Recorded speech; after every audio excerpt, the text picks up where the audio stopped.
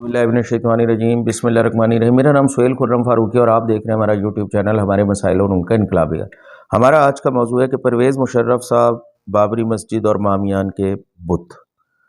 जी हाँ, परवेज़ मुशर्रफ साहब के दौर में एक अमरीकी सहाफ़ी इंटरव्यू ले रही थी उनका, और जैसा कि आपको पता है कि तालिबान ने अपने पहले दौरे हुकूमत में बामियान के बुत जो वहाँ पर मौजूद थे अफ़गानिस्तान में, जिन्हें बुधा के समझ लें कि बुद्ध मत का एक तरीके से वो काबा था, और तालिबान क्योंकि नज़रियाती लोग हैं, मुजाहिदीन हैं, और उन्होंने उन बुतों को ख़त्म कर दिया अपने नज़रिए के मुताबिक।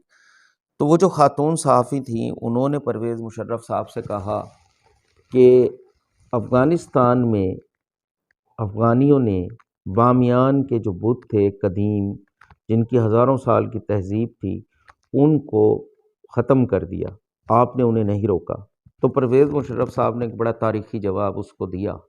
उन्होंने कहा कि आपने बाबरी मस्जिद, जो मुसलमानों की एक बहुत पुरानी इबादत गाह थी, उसको गिरने से नहीं रोका। तो अमरीकी सहाफ़ी ने कहा कि वो तो अमेरिका में नहीं थी।